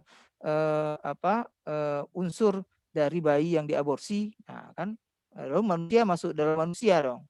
Jadi takut orang sehingga orang enggan untuk melakukan vaksin. Tapi itu bisa saya tegaskan itu tidak benar, ya. Demikian Dr. Adi. Baik, terima kasih. Menarik sekali ya pertanyaannya, masih ada beberapa, semoga waktu kita cukup. Berikutnya, Dr. Ihsan banyak yang penasaran di mana ada yang mahasiswi, ada yang mahasiswa, ada yang ibu rumah tangga, mereka bertanya di mana mereka bisa dapat vaksin. Apakah mereka bisa mendaftar sekarang, dan apakah mereka bisa datang, kemana harus datang? Kalau memang udah bisa mendaftar, bisa dapat vaksin, kemana harus datang? Baik, jadi ada banyak institusi kesehatan yang melakukan vaksinasi ini, ada on-site, mereka turun ke lapangan, ada yang di institusinya masing-masing. Tetapi cara mudahnya adalah begini. Sekarang Dinkes, ya, masing-masing kabupaten kota itu sudah menunjuk puskesmas, ya, sebagai frontliner, sebagai lini terdepan dalam proses vaksinasi COVID ini. Jadi cara gampangnya adalah Bapak Ibu silakan datang ke puskesmas di mana berdomisili untuk mendapat informasi tentang jadwal pemberian vaksin di daerahnya masing-masing. Nah, itu berbeda antara satu daerah dengan daerah lain. Tapi yang paling gampang adalah ke puskesmas. Ya, datang ke puskesmas, nanti bagaimana prosedurnya mereka akan menjelaskan. Karena kapan vaksin itu sampai, kemudian harus lama selesainya itu yang tahu adalah puskesmasnya masing-masing. Ya, jadi bahkan pemerintah minta itu datanya itu by name by address. Jadi orang yang mau divaksin itu namanya siapa, alamatnya di mana. Jadi sampai program ini bisa sukses tuntas sampai selesai, ya. Mungkin demikian, Dr. Adi. Oke, baik, terima kasih. Dr. Ihsan, sepertinya ada yang mau bertanya langsung. Bu Esi, mungkin kita persilakan Bu Esi untuk bertanya langsung, ya. Ya, terima kasih Dr. Ade. Assalamualaikum warahmatullahi wabarakatuh, Dr. Ihsan. Waalaikumsalam warahmatullahi wabarakatuh. Ini ya kemarin kira-kira minggu yang lalu saya sudah daftar untuk vaksin. Nah, kemudian ketika screening ternyata pertanyaannya adalah kan terdeteksi itu saya ada asma. Pertanyaannya adalah kapan terakhir minum obat asma gitu. Obat asmanya berupa Ventolin yang saya minum. Bukan, semprot. Nah, ternyata saya tuh nggak ingat kapan. Mungkin sekitar 1 bulan yang lalu, lebih kurang seperti itu. Dan saya kemudian tidak direkomendasi untuk vaksin. Pertanyaannya, bagaimana Ventolin tadi bersifat sebagai Terima kasih atas penjelasannya. Assalamualaikum warahmatullahi wabarakatuh. Baik, terima kasih Bu Esi atau Kak Esi kali ya. Jadi dalam screening pemerintah Republik Indonesia, begitu juga di negara-negara lain, WHO juga memasukkan asma sebagai salah satu eksklusivitasnya ya. Di yang asma tidak divaksin dulu. Ya. Kenapa? Karena SARS-CoV-2 ini lokusnya adalah alveolus ya. Jadi dia menginfeksi unit terkecil dari paru-paru kita. Nah, pada mereka yang asma itu kan yang terganggu adalah paru-parunya ya, bukan hanya alveolus tapi juga sampai ke bronkiolus, bronkus dan seterusnya. Nah, jadi ditakutkan ketika diberikan vaksin ini itu akan diperparah oleh asmanya. Nah, makanya dalam screening itu disebutkan. Nah, nanti Bu Esi bisa konsultasi lagi dengan dokter paru-paru ya. Apakah status asmanya itu terkontrol ya, terkontrol untuk bisa dilakukan vaksinasi COVID-19. Saya tidak berani memutuskan, tetapi lebih baik Bu Esi bisa konsul dengan dokter parunya, karena memang petugas screening yang melakukan vaksinasi itu memang dia sangat hati-hati ya, sangat hati-hati. Karena dia tidak mau ada efek negatif didapatkan oleh orang yang melakukan vaksin. Ya, makanya dia sangat hati-hati. Oleh karena itu bisa dikonsultasikan ke dokter parunya, karena nanti dia akan periksa dulu paru-paru Bu Esi. Nanti rekomendasi dia dibawa ke petugas screening itu. Ya, jadi rekomendasi dari dokternya dibawa ke petugas screening untuk diambil langkah selanjutnya. Apabila memang ini terkontrol, stabil dan tidak masalah untuk dilakukan vaksin, maka mereka akan memberikan. Mungkin begitu ya, Bu Esi ya. Iya, terima kasih ya Dokter Ihsan penjelasannya. Oke. Baik, terima kasih Bu Esi. Pertanyaan sangat menarik. Nah, kemudian ada pertanyaan lagi dari Ihsan. Pertanyaannya kalau vaksin, misalnya Pfizer, dia ada mungkin pertanyaannya agak ini ya, udah pernah apakah misalnya dapat.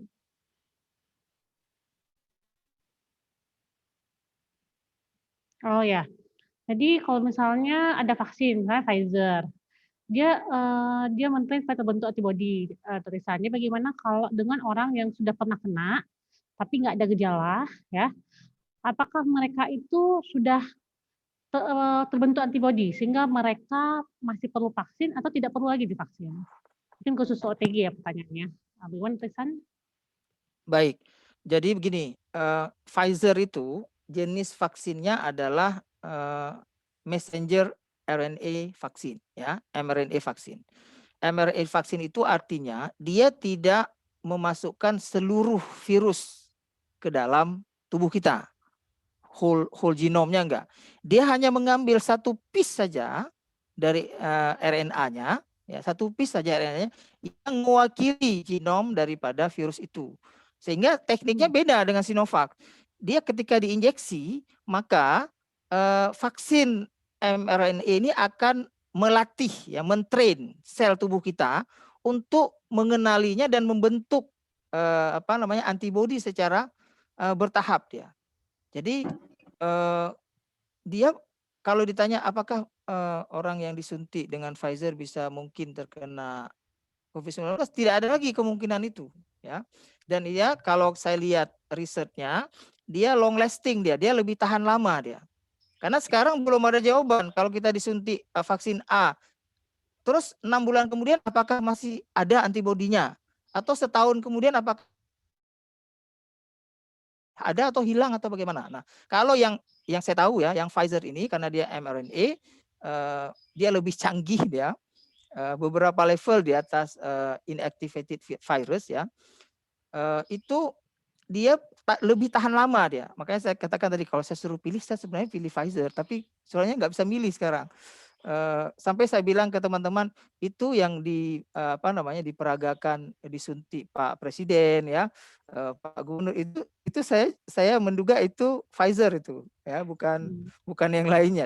Dugaan saya karena mereka pimpinan negara, pimpinan daerah, mereka harus mengambil yang terbaik gitu misalnya. Nah, tapi kalau pertanyaan Pak Zakaria Hafiz itu apakah orang OTG, nah, OTG tadi terkait Pfizer sudah. Kalau OTG apakah dia masih boleh divaksin? Jawabannya adalah boleh ya. Jangankan OTG, orang yang dengan gejala tapi dia sudah sembuh lama itu masih boleh divaksin. Tapi jawabannya boleh ya.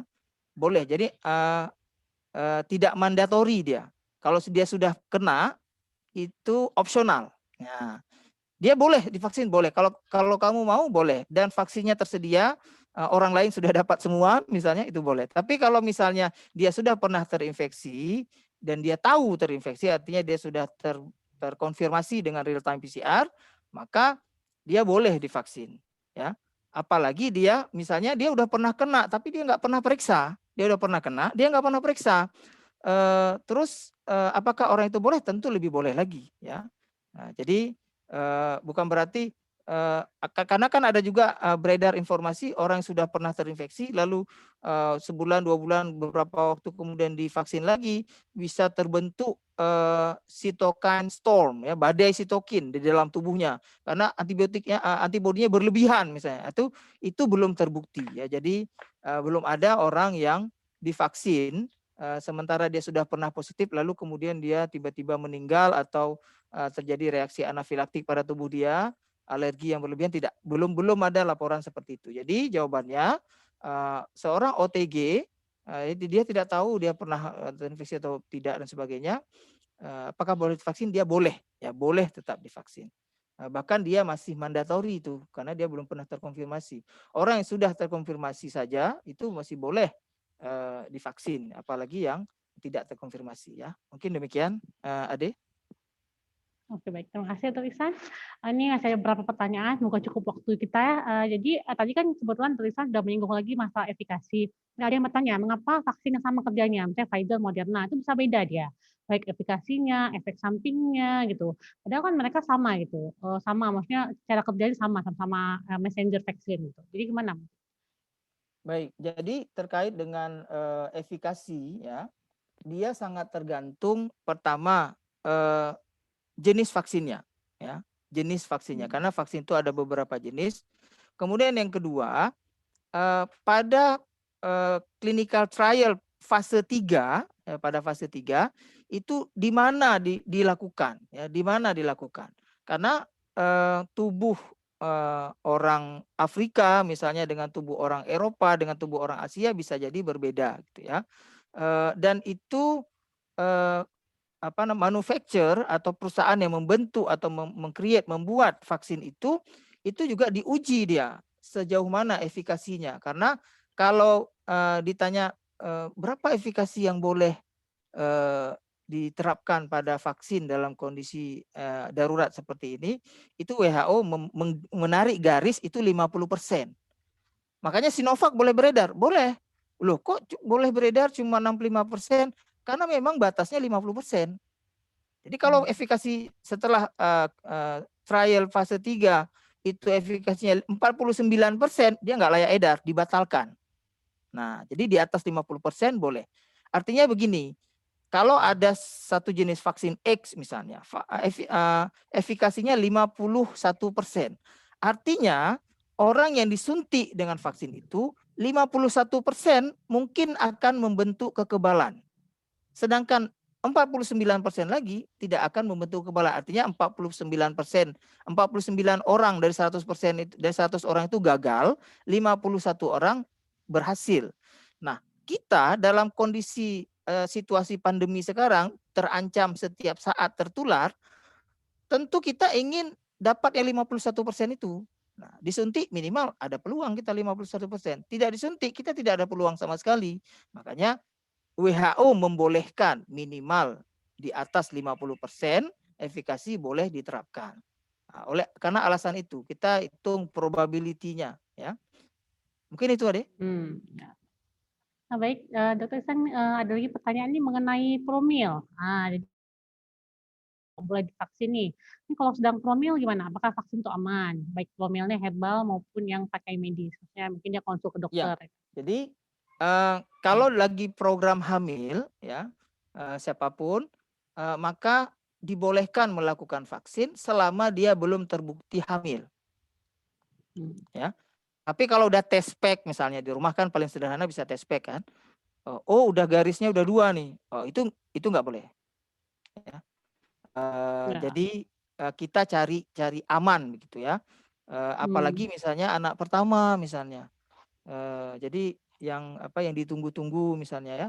Jadi lebih baik ditunda dulu. Jadi bukan tidak boleh ya, tapi ditunda dulu, jangan dilakukan dulu.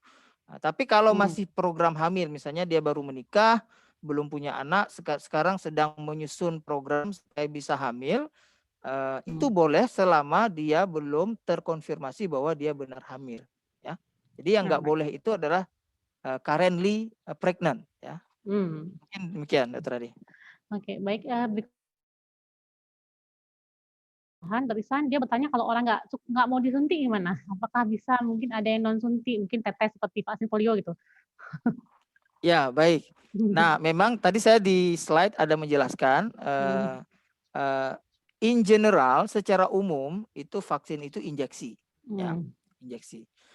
Ada vaksin-vaksin seperti polio misalnya yang dikasih oral ya. Sampai hari ini untuk vaksin COVID ya itu belum ada selain injeksi. Ya. Tetapi ada sebuah perusahaan di Amerika yang mengembangkan alat vaksinasi non injeksi. Jadi dia partikelnya partikel nano ya. Dia dilengketkan aja di kulit kita seperti injeksi juga, tapi dia tumpul. Dia dilengketkan saja seperti katakanlah pinset gitu ya.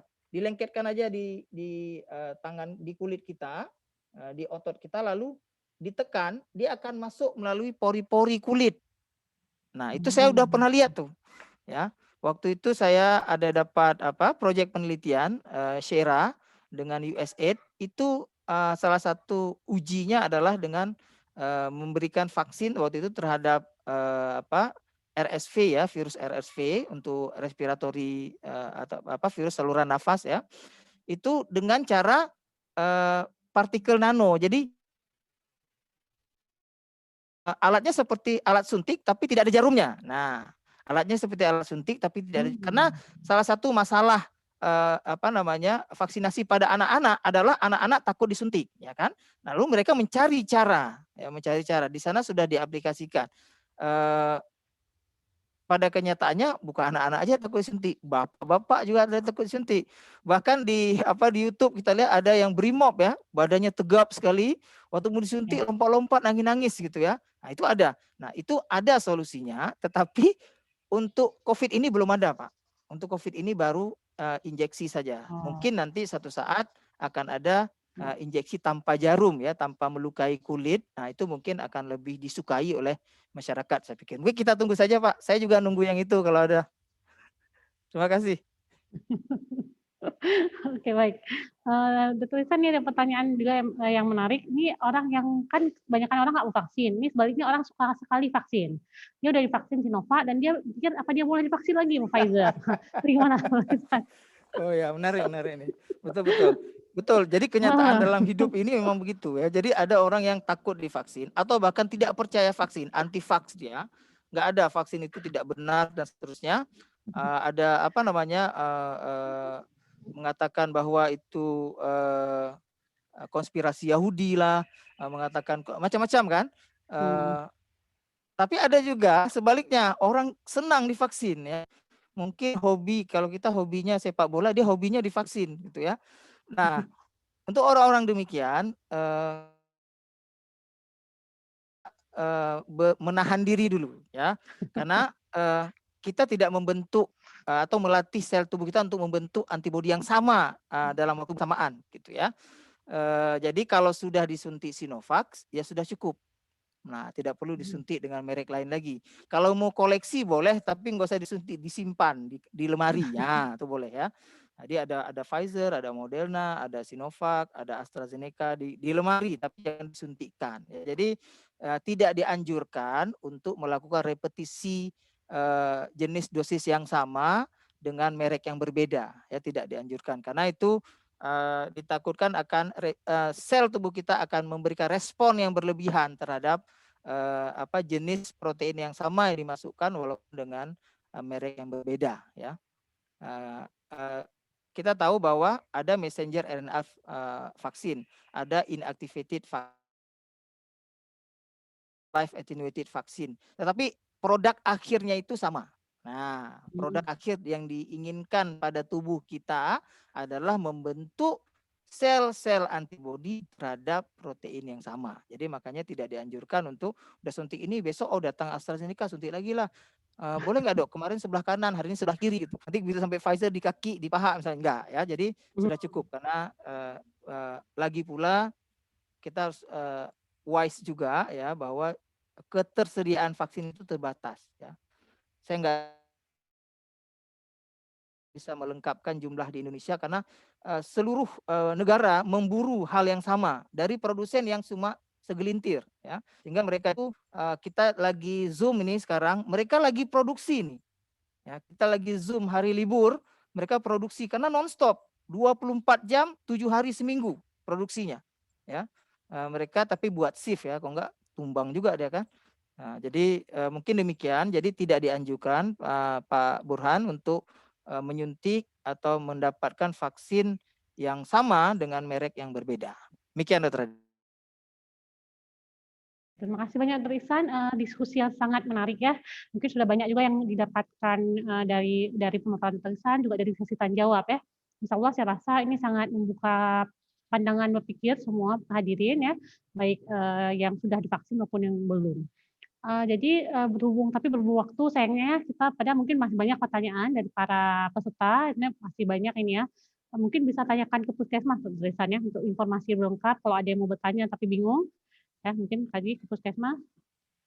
Ya, Atau jadi kan untuk informasi vaksin bisa menghubungi Puskesmas masing-masing atau institusi yang bekerja sama seperti misalnya Universitas Syah Kuala bekerja sama dengan RSPN, itu bisa tanya ke RSPN misalnya. Jadi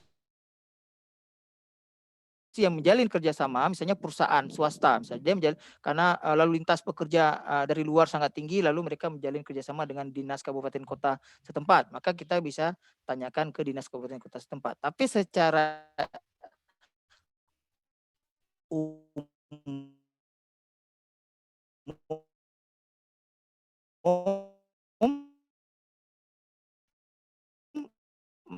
masyarakat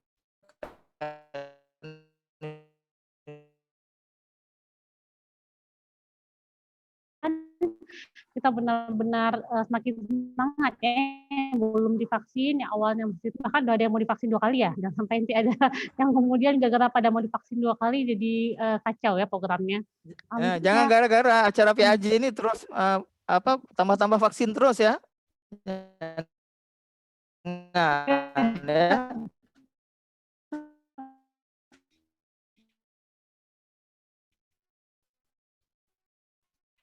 harus tidak terkena ya. Jadi kita juga mengurangi resiko sakit berat saat kita terpapar penyakit.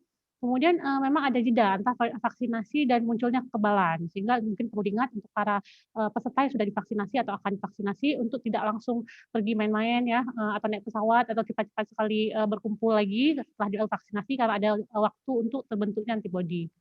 Nah, kemudian tantangan vaksin di Indonesia itu terutama karena diberikan pada orang yang sehat, bukan pada orang sakit. Yang mengakibatkan orang itu merasa seolah-olah sakit, jadi timbul efek samping ringan ya, mungkin pegal-pegal, mungkin demam, sehingga itu menjadi tantangan penerimaan vaksin. Pada saat ini jumlah cakupan vaksinasi di Indonesia juga dunia itu masih rendah. Jadi alasan harus divaksin mungkin yang menurut saya perlu diingat oleh kita semua. Yang pertama tuh mengurangi resiko terkena COVID ya, terutama COVID-19 dan mengurangi resiko kita menulari orang lain. penting karena tadi Dokter Ihsan sudah memaparkan ada orang-orang yang ingin divaksin, tapi dia sayangnya punya penyakit atau komorbid atau faktor resiko lain yang membuatnya tidak boleh divaksin. Nah, jadi itu mungkin perlu diingat ya untuk menimbulkan motivasi kita. Kemudian perlu diingat walaupun efikasi atau efektivitas dari vaksin itu tidak 100%, itu tetap lebih baik daripada kita tidak divaksin atau tidak ada bukan vaksin karena merasa efikasi dari Sinovac tidak 100%, hanya 65, tapi sebenarnya itu lebih berarti daripada kita tidak ada perlindungan sama sekali. Jadi ada banyak faktor yang membuat orang bisa terkena COVID. Ada karena susceptibilitas atau kerentanan sel. Jadi ada orang-orang tertentu dia lebih mudah terkena COVID dibandingkan orang-orang lain, sehingga itu bisa berbeda-beda pada tiap orang. Dan saat ini informasi tentang vaksin tadi saya sampaikan lagi Dr. Ihsan, saya tegaskan lagi bisa dapatkan di puskesmas atau di institusi kesehatan. Setelah ini mau langsung vaksin, bisa langsungnya datang ke puskesmas, oh ini hari Minggu, mungkin ke RSPN ya, Sabtu, ke RSPN atau ke institusi yang buka ya di hari ini. Baik, demikian kesimpulan dari saya, semoga acara ini bermanfaat. Mungkin Dr. Ihsan ada pesan penutup sebelum kita akhiri acara ini.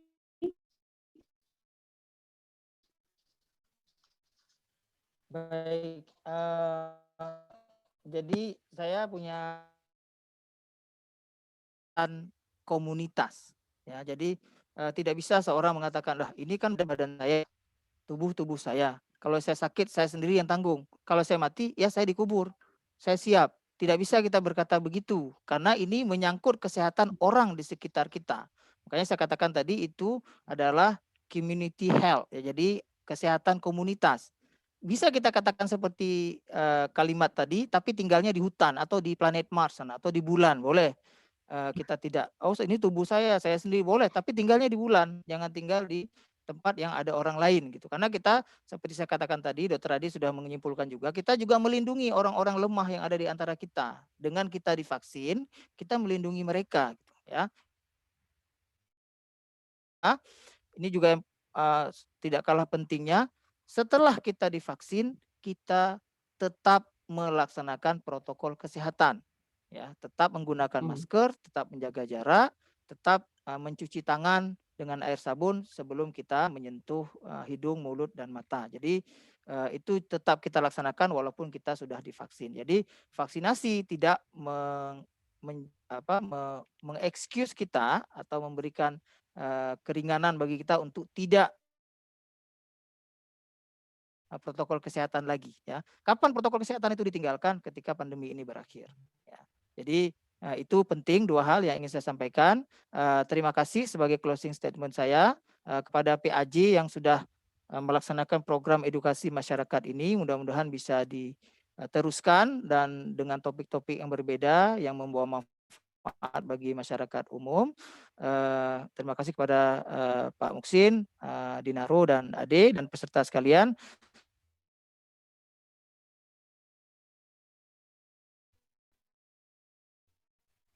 Waalaikumsalam warahmatullahi wabarakatuh.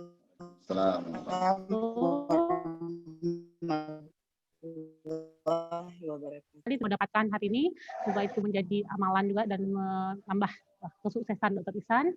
Baik, sebelum kita tutup, saya sebagai moderator saya juga minta maaf, mungkin ada salah dan khilaf. Saya juga minta maaf jika ada peserta yang pertanyaannya kurang saya akomodir atau bahkan belum dibacakan. Ya, semoga lain waktu kita bisa ada sharing-sharing lagi ya, mungkin di kesempatan yang seperti ini. Baik, sebelum saya tutup, saya akan kembalikan kepada host. Ya, wabillahi taufiq walhidayah. Assalamualaikum warahmatullahi wabarakatuh. Waalaikumsalam warahmatullahi wabarakatuh. Luar biasa, tepuk tangan digital dulu untuk kita semua ya, karena tidak mungkin bertepuk tangan bersama-sama ya. Ya, terima kasih kepada Dr. Ihsan dan juga Dr. Ade selaku pemateri dan moderator yang luar biasa sekali. Saya saja selaku orang awam hari ini sepertinya mendapatkan banyak informasi yang apa ya, yang ya itulah mungkin dikatakan oleh Dr. Ihsan, kita karena komunikasi yang kurang sehingga banyak orang yang masih bertanya-tanya ya tentang hal vaksinasi COVID-19 ini. Baik Bapak Ibu, sebelum mengakhiri perjumpaan mari kita mendengarkan sedikit, mungkin ada kata ucapan terima kasih dan juga mungkin kata sambutan di akhir dari Ketua PAJ kita, Bapak Dr. Muhsin Umar. Pada Bapak Dr. Muhsin Umar kami persilakan.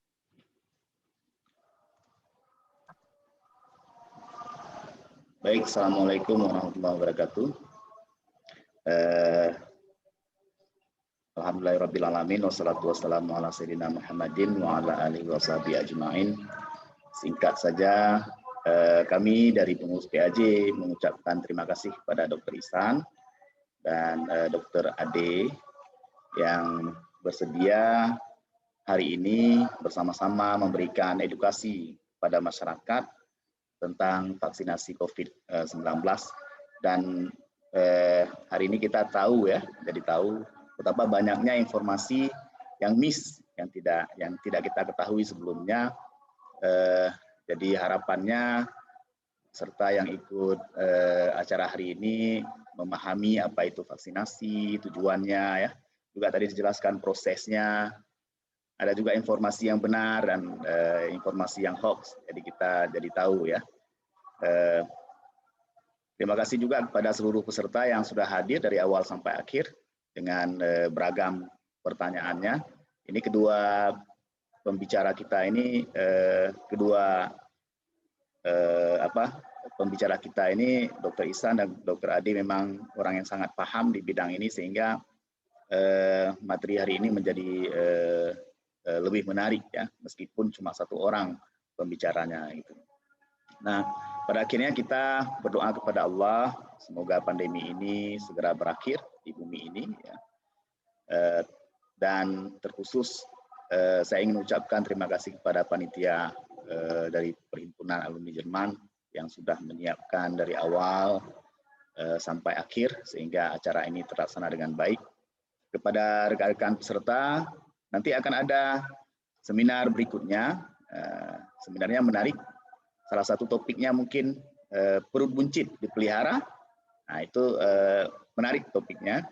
Jadi silahkan tunggu topik tentang perut buncit dipelihara, yaitu menjelang puasa nanti ahli gizi kita akan berbicara, gitu ya. Jadi jangan lupa tunggu tanggal mainnya akan diumumkan. Terima kasih sekali lagi kepada seluruh peserta. Mungkin nanti minta tolong kita foto bersama ya. Kita tutup acara hari ini. Assalamualaikum warahmatullahi wabarakatuh. Waalaikumsalam warahmatullahi wabarakatuh. Terima kasih Pak Dr. Muhsin. Ya, tadi seperti yang sudah disampaikan bahwa dalam minggu depan insya Allah kita akan ada satu webinar lagi menyambut bulan suci Ramadan yang akan dipandu atau akan dibawa oleh salah seorang dokter spesialis gizi kita, yaitu Dr. Iflan Noval, yang dimoderatori oleh Dr. Esi, yang juga merupakan ahli biologi. Jadi cocok di temanya tentang gizi dan kesehatan menghadapi bulan Ramadan yang memiliki kelebihan berat badan. Jadi tunggu saja nanti flyernya dan tanggal mainnya ya. Baik Bapak Ibu, sebagaimana yang disampaikan oleh Dr. Muhsin tadi, mari kita berfoto bersama sebelum kita menutup kegiatan hari ini. Saya mohon izinnya untuk semua pihak menghidupkan kameranya, jadi kita bisa menjadi sebuah kenang-kenangan ya. Nanti insya Allah ya, tema kita tentang COVID ya hari ini, jadi ini akan menjadi baik. Sepertinya masih banyak yang belum menghidupkan kamera. Dihidupkan kamera mungkin sebentar, sekitar 1 atau 2 menit untuk kita berfoto. Oke, baik. Saya akan coba foto sekarang. 1, 2. Oke, saya tunggu dulu biar beberapa mungkin lagi proses menghidupkan kameranya.